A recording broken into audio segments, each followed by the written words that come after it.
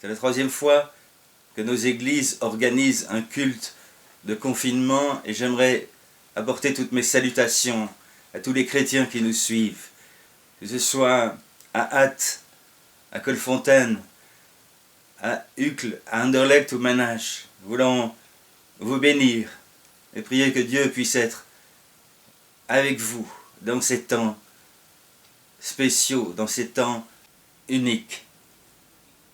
C'est un temps de changement. Il y a beaucoup de choses qui changent et la société même est en pleine interrogation. Elle se cherche, elle ne sait pas comment trouver de solutions. Oui, l'épidémie, la pandémie du Covid-19 est une réalité qui touche chacun, qui nous touche aussi en tant qu'Église. La maladie, elle, ne fait pas de distinction. Qu'on soit riche, pauvre, connu, pas connu, elle emporte malheureusement beaucoup de personnes. Et c'est pour cela que je profite de ce message aussi pour apporter toute ma sympathie et présenter toutes mes condoléances aux familles qui ont vécu des décès durant ces derniers jours. Et je pense aussi à tous ceux qui luttent encore, actuellement, contre ce virus et qui sont dans des situations, j'allais dire parfois désespérantes. Que le Seigneur nous aide, que le Seigneur nous aide à voir aussi que lui reste Dieu et qu'il est le Seigneur des Seigneurs. Nous sommes dans un temps où il y a plein d'explications qui sont données. J'ai entendu toutes sortes de théories, des théories de complot, des théories de catastrophes, des théories apocalyptiques. Et les gens viennent avec ces théories en disant « mais voilà ce qui se passe ». Et ça c'est le problème parce que je pense que dans une situation comme celle-ci, et c'était ma prière il y a plus de 3 semaines, c'est de dire « Seigneur, pourquoi cela arrive? Quel est le sens de ce que nous vivons ?» Et ce sens va orienter notre recherche. J'ai lu que certains ont trouvé dans l'Apocalypse les passages qui montrent que des grands fléaux viendront et que le tiers de la population va mourir. Et je me suis dit non, nous ne sommes pas encore là. Non, le temps n'est pas encore à la colère de Dieu contre les nations, parce que pour le moment cette maladie touche le bon et le méchant. Elle touche, j'allais dire, tous les habitants de la terre. Et si on veut trouver un sens ou un parallèle, on pourrait éventuellement trouver dans Matthieu 24 la citation où Jésus dit qu'il y aura à la fin des temps des pestes, mais c'est un général très vague et je crois qu'il y a d'autres catastrophes naturelles comme les tsunamis qui ont fait en un jour plus de morts que la maladie en a fait en 2-3 mois. Oui, nous vivons des temps et nous avons besoin de comprendre le sens de ce que nous vivons. Et ce que je peux dire alors, c'est que et Dieu lui-même veut nous montrer quel est le signe derrière cette maladie. C'est assez étonnant qu'au début de l'année, j'avais prêché tout particulièrement sur le psaume 40, verset 10, où il est dit « Arrêtez et sachez que je suis Dieu, je domine sur les nations, je domine sur la terre. » C'était le premier dimanche de l'année. Et j'étais loin à m'imaginer que Dieu allait nous forcer à nous arrêter. Forcer à stopper même nos activités. Stopper même toutes les démarches que nous faisons pour son règne. Et l'Église allait être comme obligée de prendre du temps pour considérer une chose bien précise. Qui est Dieu? Arrêtez et sachez que je suis Dieu. Ce n'est pas en vain que Dieu nous a arrêtés. Il y a un message clair. Dieu désire que nous découvrions qu'il est le Dieu des nations, le Dieu de la terre. Lorsque des expressions comme les nations sont utilisées, c'est souvent pour désigner tous les mouvements politiques, économiques qui sont dus aux nations. Et lorsque ici il est dit qu'il domine sur la terre, c'est souvent pour désigner toutes les catastrophes, toutes les perturbations, que ce soit climatiques ou d'une maladie comme nous connaissons.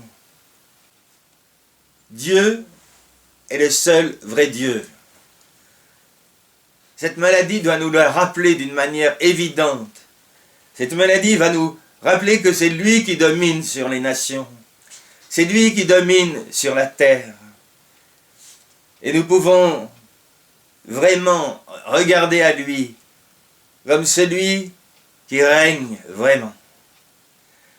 Il y a quelques jours, j'ai découvert un challenge sur les réseaux sociaux. Et c'est en anglais, malheureusement, mais c'est un chanteur qui avait repris le chant qui dit que Dieu tient la terre dans ses mains. Et puis, suite à lui, il y a eu toute une autre série. Il y a eu comme ça des dizaines et des dizaines de chanteurs qui ont chanté cette réalité. Il tient la terre, il tient la vie dans ses mains.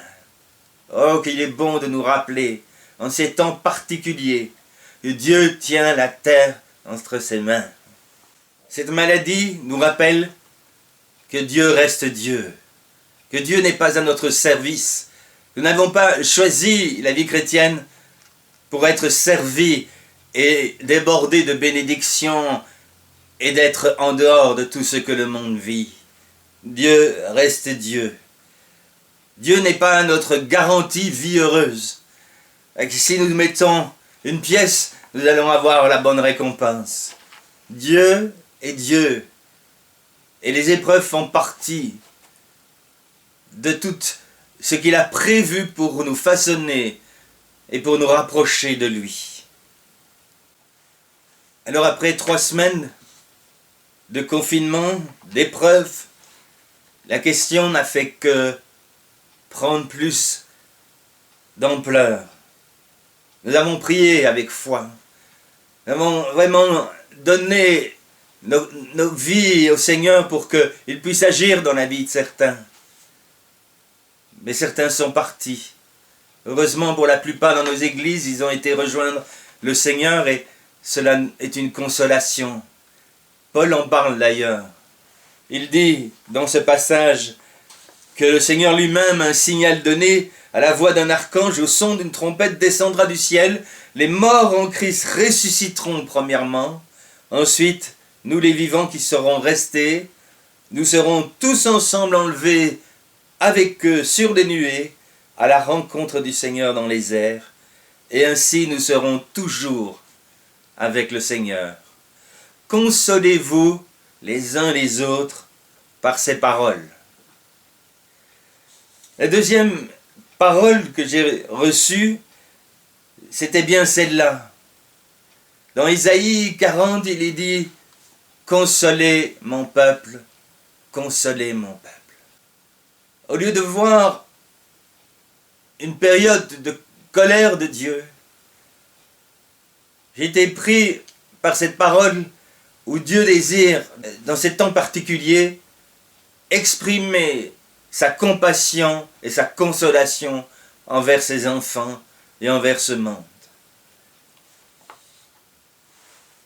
Paul dit dans 2 Corinthiens, chapitre 1, verset 3, « Béni soit Dieu, le Père de notre Seigneur Jésus-Christ, le Père des miséricordes et le Dieu de toute consolation, qui nous console de toutes nos afflictions, afin que, par la consolation dont nous sommes l'objet de la part de Dieu, nous puissions consoler ceux qui se trouvent dans quelques afflictions.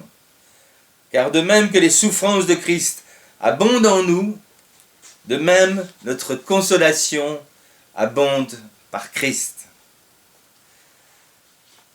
La première chose que nous pouvons dire dans ce passage, c'est que Paul va nous présenter une louange extraordinaire en disant « Béni soit le Dieu, Père de notre Seigneur Jésus-Christ, le Dieu de toute consolation. »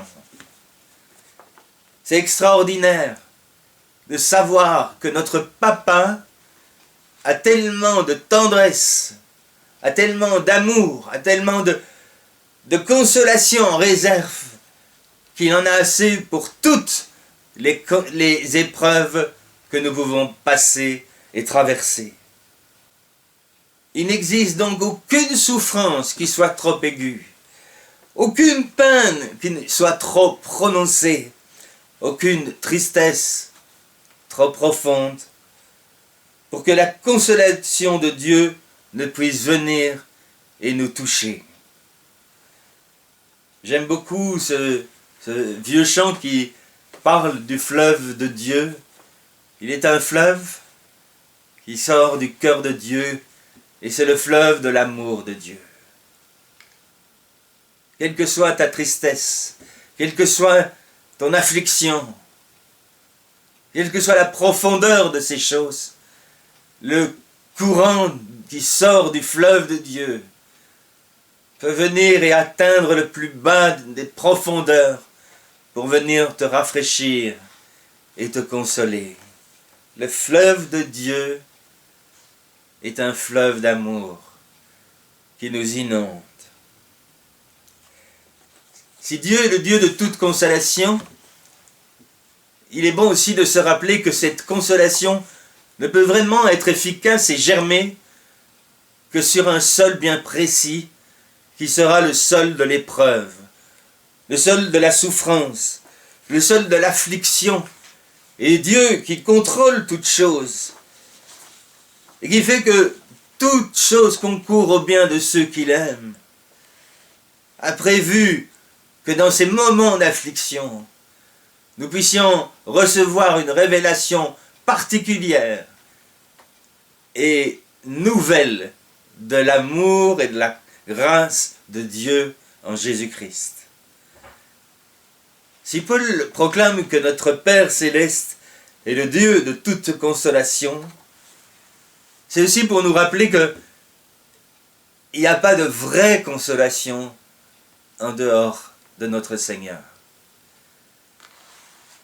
On ne peut la trouver ailleurs, ni dans une philosophie, ni dans un système de pensée positive, parce que la véritable consolation est liée à la présence de notre Créateur, et que seule son intimité peut venir combler les vides laissés par les afflictions et les blessures que nous avons dû subir.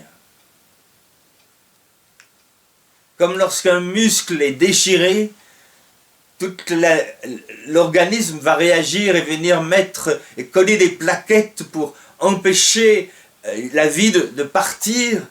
De même, lorsqu'il y a des blessures dans nos vies, lorsqu'il y a des déchirures, des séparations, ce n'est que la présence de Dieu lui-même.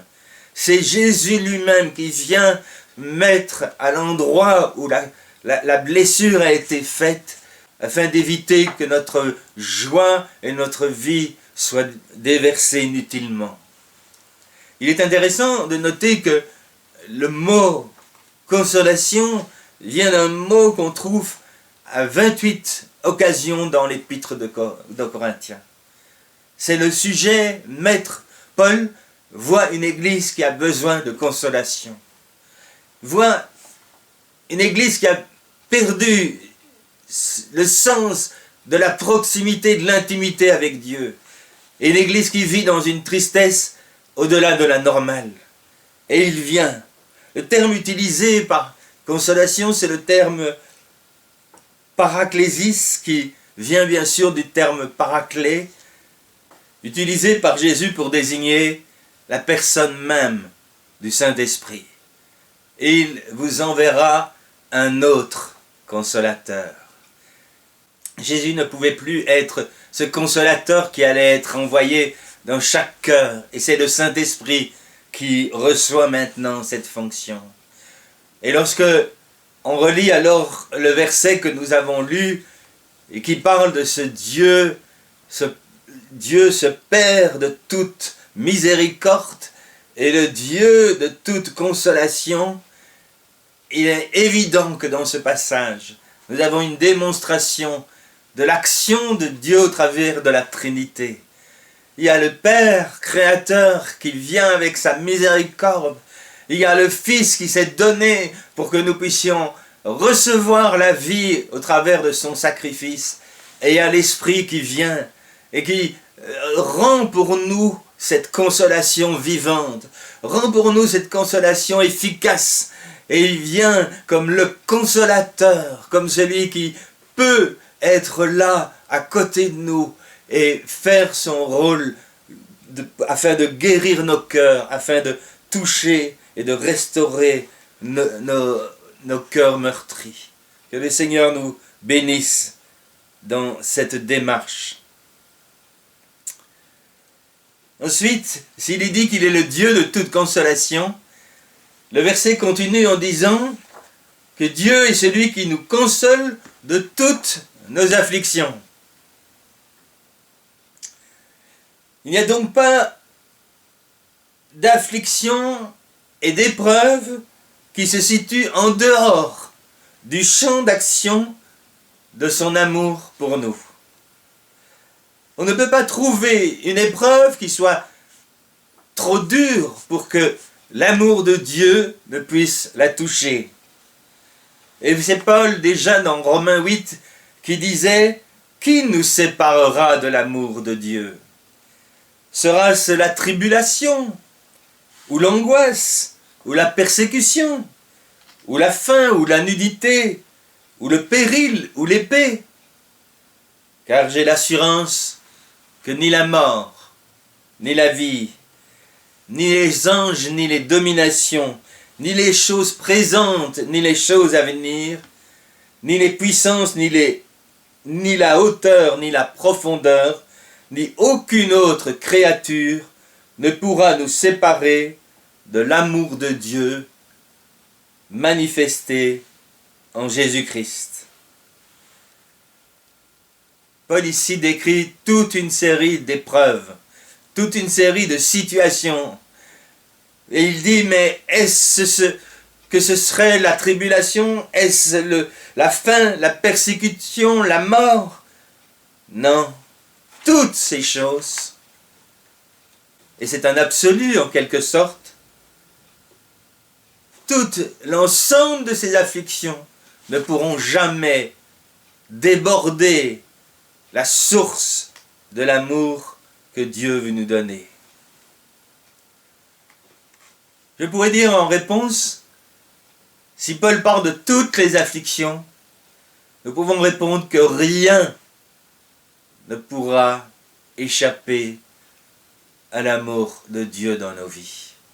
Aucune séparation, aucun virus, aucune situation désespérante.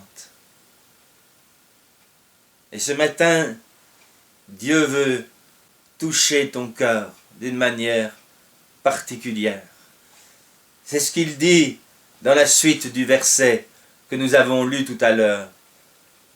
Il dit « afin que cette consolation dont nous sommes l'objet de la part de Dieu. » Dieu désire que tu sois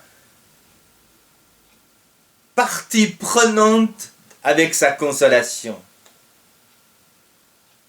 Vous allez me dire, mais c'est normal, Dieu est amour, il nous aime. Pourquoi est-ce que ça semble si difficile? Pourquoi Paul insiste ici pour dire, mais oui, mais vous pouvez avoir part à cet amour? Parce que Paul connaît le cœur de l'homme, parce que Paul connaît notre côté rebelle, et les conséquences de la chute de l'homme, qui fait que l'homme a mis un fossé entre Dieu et lui. Cet amour qui était là pour lui, l'homme l'a rejeté. Et c'est donc pas si naturel d'être l'objet de l'amour de Dieu. Il a fallu que Jésus donne sa vie pour cela.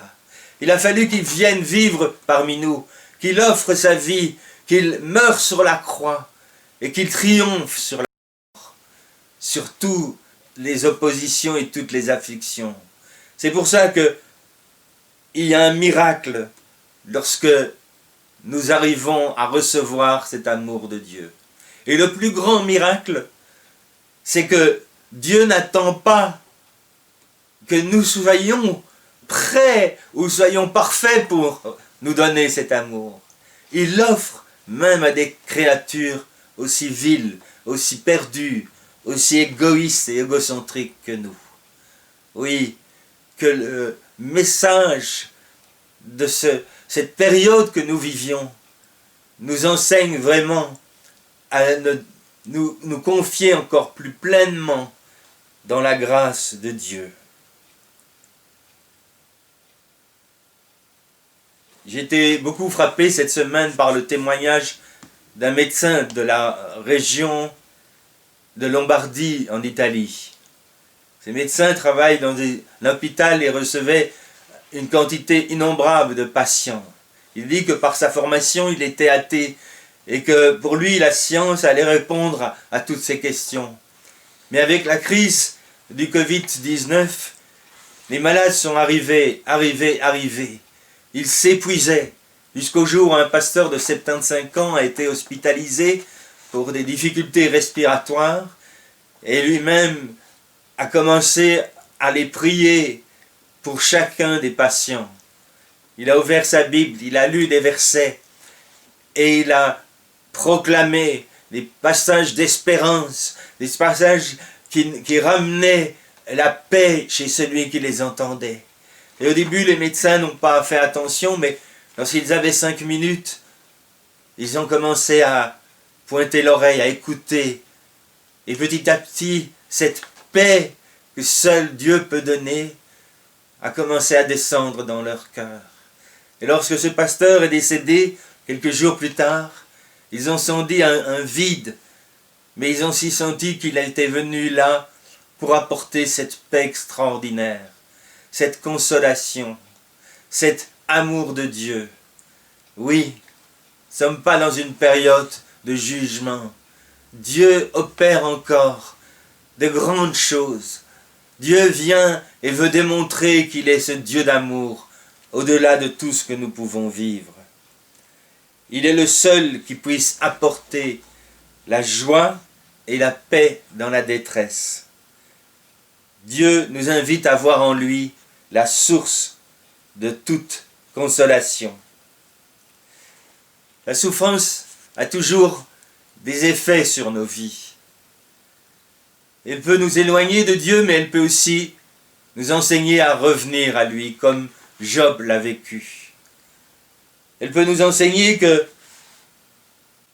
nous devons absolument nous confier en Dieu, notre Créateur. Elle peut nous enseigner de nous arrêter, de nous confier dans ce que les hommes nous présentent, et de nous confier plus que en lui, celui qui nous donne la vie et la vraie vie. Et dans leur détresse, ils crièrent à l'Éternel, et il les délivra de leur angoisse. Et puis, la souffrance, aussi bizarre que cela paraisse, a aussi ce rôle de nous faire goûter la vraie paix, la vraie joie.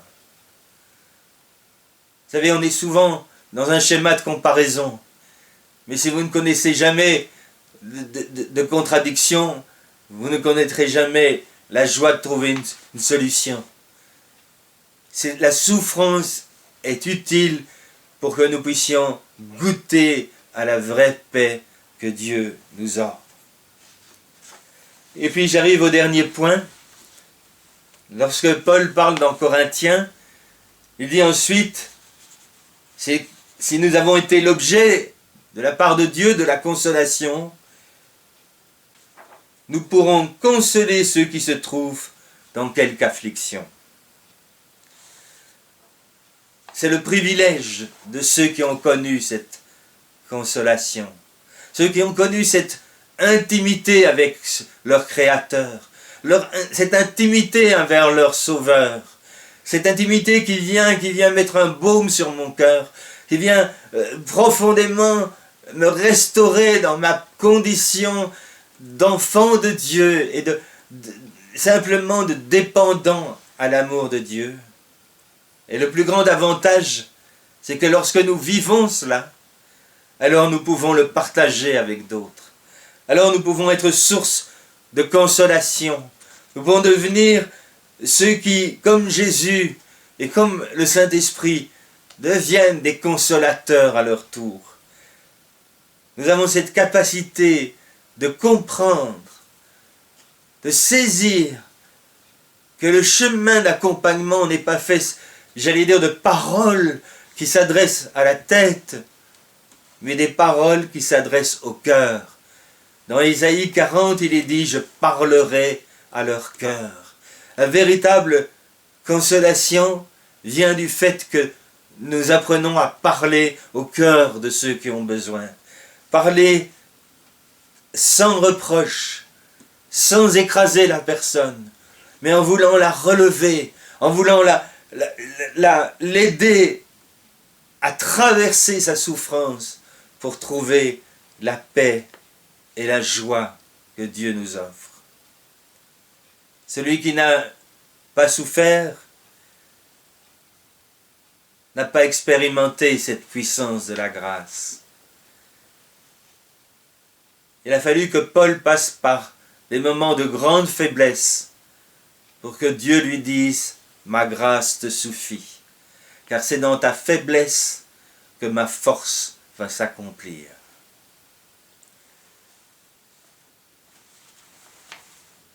Nous sommes dans une période unique. Voilà 45 ans cette année que je suis devenu chrétien. Et jamais je n'ai vu une église avec autant de souffrance, avec autant de deuil en quelques jours. Et cela a affecté mon cœur. Christiane et moi, nous avons perdu un oncle en France qui s'était rendu à la porte ouverte pour la semaine de prière. C'est une souffrance, une séparation, une affliction dans nos cœurs qui amène une tristesse qui est légitime. Jésus lui-même, lorsqu'il arrive et qu'il voit Lazare dans le tombeau, il est dit qu'il pleura. Ce petit verset qui a une grande portée pour nous montrer à la fois l'humanité de Jésus, mais à la fois sa divinité. Jésus pleura. Oui, nous avons des larmes pour ceux qui sont partis. Nous n'avons pas pourquoi, nous n'avons pas des réponses. Et à cela s'ajoute tout ce combat encore de ceux qui passent par l'épreuve de la maladie. Mais Dieu nous appelle à nous arrêter. Dieu nous appelle à goûter à sa consolation. Dieu nous appelle à être des signes de cette consolation dans ce monde. Et je prie pour que Dieu puisse nous donner à chacun d'être là où il est, d'avoir un cœur qui a traversé cette souffrance de la perte d'un ami, d'un être cher, pour pouvoir aider les autres à le vivre aussi. Je vais prier le Seigneur et je vais lui demander d'être celui qui nous touche particulièrement ce matin. Seigneur, je te prie parce que nous sommes dans une situation où nous avons besoin de toi. Connais les familles endeuillées, connais les familles, les amis qui sont partis et qui nous laissent ce vide, cette absence. Et Seigneur, tu vois la souffrance que cela amène dans nos cœurs. Seigneur, nous avons besoin de ta consolation ce matin. Et là où chacun est, à la maison, dans ce confinement, je te demande de venir. Viens, Saint-Esprit. Viens, par ton amour, mettre ta main et ton baume sur chaque blessure, sur chaque partie douloureuse de nos cœurs, afin de stopper toute l'hémorragie et de stopper, Seigneur, cet afflux de tristesse qui veut nous détruire. Merci Père. Tu nous fais goûter que tu es le Dieu de toute consolation et qu'il n'y a aucune circonstance, aucune épreuve qui est trop forte pour ton amour. Viens Seigneur, touche maintenant. Viens étendre cet amour et remplir nos cœurs par ton esprit de cet amour de Dieu, du Dieu vivant. Permets de faire de nous des instruments de paix, des instruments de consolation, afin de pouvoir aussi à notre tour consoler ceux qui ont besoin de vivre cette consolation. Accompagne-nous Seigneur, restaure-nous, dans le nom de Jésus. Amen.